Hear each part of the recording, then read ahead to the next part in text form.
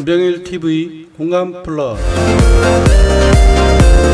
여행 스케치 여름 특집 제21화 도명산 화양계곡에서 우암 송시혜를 만나다.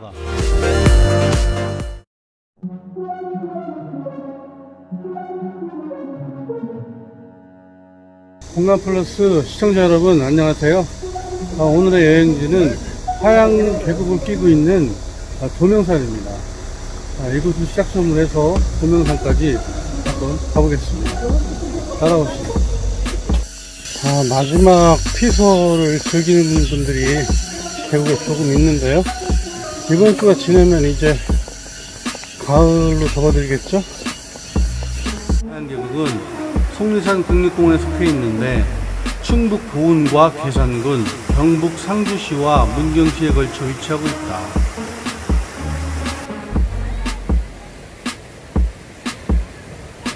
화양일곡 경천벽, 물가로 가파르게 솟아있는 바위 모습이 마치 하늘을 떠받치고 있는 모습이라 하여 경천벽이라고 부른다.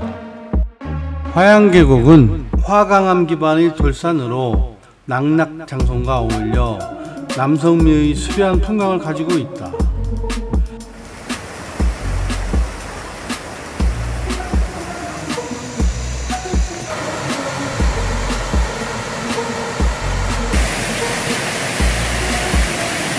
화양 이곡 운영담, 깨끗한 물이 소를 이루어 구름의 그림자가 맑게 비친다 하여 운영담이라 한다.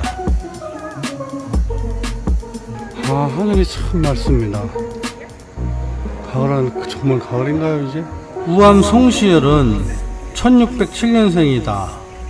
조선시대의 성리학자로 1635년 복림대군 효종 사부 임명을 계기로 관직에 나갔으나 효종 급서 뒤 현종에 대한 실망으로 낙향하여 23년간 이곳에서 산수를 읊으며 제자를 길렀다 한다.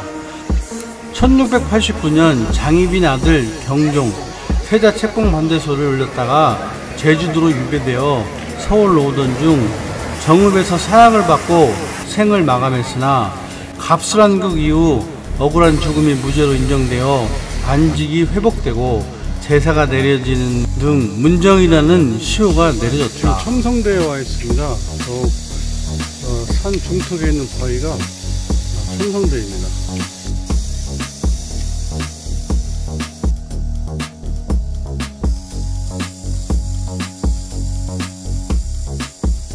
이제 도명산으로 해서 나경산 올라갔다가 다시 내려와서 화양계곡을 하천까지 한번 가보겠습니다. 따라오시죠.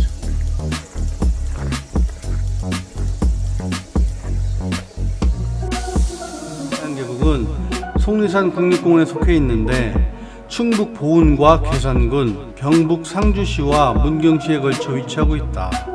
화강암 기반의 돌산으로 낙낙장성과 어울려 남성미의 수려한 풍광을 가지고 있다.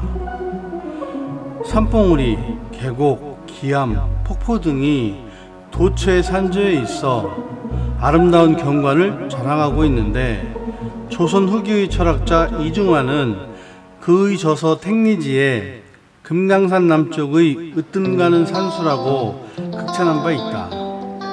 1984년 화양동 지역은 속리산 국립공원에 편입되어 오늘에 이르고 있다.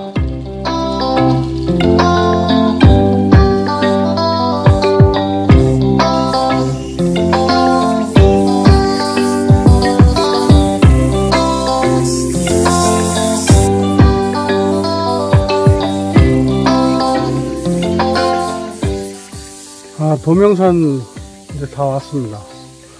원래 황양나무가 많아 황양동이라고 불렀으나 이것이 화양동이라고 불리게 된 이유는 우암 송시열 선생이 1666년 8월 개당을 짓고 머물기 시작한 후 1688년 4월 귀양 갈 때까지 23년간 이곳에 살았는데 중국을 뜻하는 화와 일양내복의 양을 따서 화양동으로 고쳤다고 전하고 있습니다. 즉 작은 중국이라는 뜻이라고 합니다. 우리 국토를 흔히 금수강산이라 한다. 비단에 술을 놓은 것처럼 아름다운 강산이라는 뜻이다. 도명산과 화양구곡은 금수강산의 본보기라 해도 될 만한 곳이다. 도명산 아래 아름다운 화양천에 화양구곡이 있다. 기암괴봉과 낙낙장송이 어우러진 도명산 자체의 아름다움에 화양구곡이 어우러진 도명산은 아래 위가 모두 아름다움을 자랑하고 있다. 그래서 도명산 산행은 화양구곡 하나에서 시작하여 또 다른 하나에서 끝난다는 말이 있다. 선유동 계곡이 여성적인 아름다움이 느껴진다면 화양계곡은 남성적인 웅장함이 느껴지는 계곡이다. 화양구곡은 효종 임금을 잃어 슬픈 마음을 간직한 채 계곡을 찾아 은가하며 세월을 보낸 조선 중기의 대학자 우암 송시열이 중국의 무의구곡을 흠모하며 이름 지었다는 9곳의 절경이 이어지는 곳이다. 우뚝 솟은 기암과 울창한 송림이 어우러진 화양구곡은 흙 한 점 없는 안반 위로 사계절 맑은 물이 쏟아져 아름다운 절경을 이루고 있으며 주변 숲에는 천연의 장명림과 각종 야생 초화류가 자생하는 곳으로 자연환경이 우수하여 충북의 자연환경 명소 10걸로 지정된 곳입니다. 제 등 뒤로 묘봉산 능선이 보입니다. 자, 뒤쪽으로. 와, 좌측에 천왕봉 능선, 문장대 능선, 우측에 묘봉 능선, 속리산 능선이 쫙 한눈에 보이네요. 예로부터 화양계곡은 수려한 자연경관으로 유명한 곳입니다. 깎아지는 바위와 상쾌한 계곡이 보이는 이로 하여금 마음까지 시원하게 합니다. 가만히 눈을 감아 보세요. 물소리, 새소리, 풀벌레 소리가 들릴 것입니다. 화양계곡은 주로 중생대 화산활동으로 생성된 화강암으로 이루어져 있습니다. 거대한 바위에도 아주 단단한 부분과 연약한 부분이 있고 갈라진 틈이나 결이 있습니다. 따라서 큰 바위들도 오랜 세월 동안 비바람에 깎이고 갈라져 결국은 작은 형태로 쪼개지며 낮은 곳으로 이동하게 됩니다.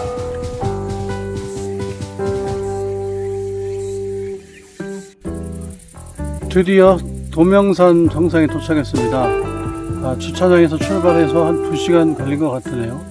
도명산이 생각보다 높아요. 저는 한 500고지 좀 넘을 줄 알았더니 642m네요.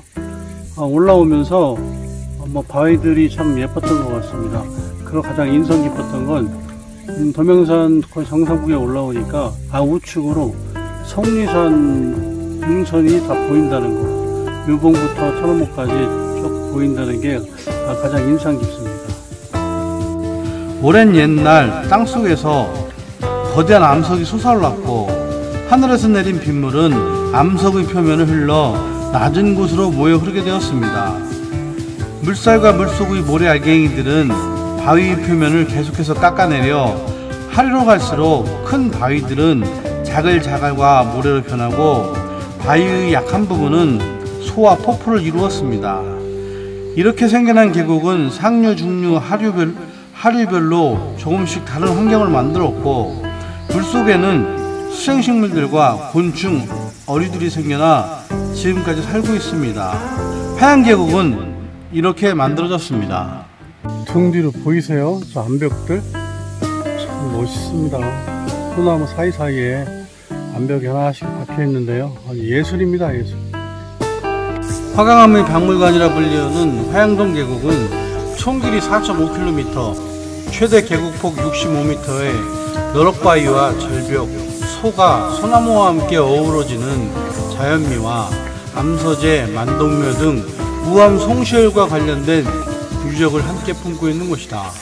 구곡 명칭은 우암사후 수제자인 수암 권상아가 9개 설정한 것으로 알려져 있으며 이후 단암 민진원이 구곡의 이름을 바위에 각각 새겼다 전한다. 화양구곡에 있는 주요 명승지만 보더라도 우암 송시열과 많은 관계가 있다는 것을 알 수 있습니다. 화양서원은 우암을 배양하기 위해 제자들이 세운 서원입니다. 그 밖에도 충효절의, 비례부동 등 많은 바위 글씨가 산재해 있습니다. 만동면은 임진왜란 때 원군을 보내준 명나라의 신종, 의종을 모신 사당입니다.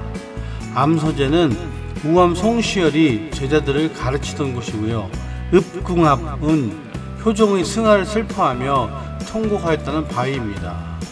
큰 나무들이 운치있게 조화를 이루며 우뚝 솟은 바위선으로 청학이 바위 위에 둥지를 틀고 알을 낳았다 하여 학수대라 한다. 계곡 전체에 흰 바위들이 티 없이 넓게 펼쳐져 있으며 그 위에 흐르는 물결이 마치 용의 빈리를 꿰놓은 것처럼 보여 파천이라고 부른다.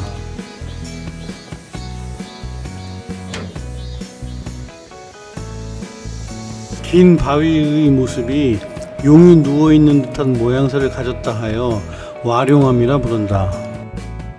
큰 바위가 능히 구름을 찌를 듯 하다 하여 능운대라고 부른다. 지금까지 우암 송시열 선생의 얼이 잠들어 있는 도명산 화양구곡을 만나보았습니다. 대변혁기에 명나라와 청나라를 두고 지조를 지키고자 했던 우암 선생의 고뇌를 그의 발자취를 통해 알아보았는데요. 어쩌면 현재 미국과 중국을 두고 더 나은 실리 찾기를 하고 있는 우리의 모습과 다르지 않나 싶습니다. 시청자 여러분, 아는 만큼 보인다고 했습니다.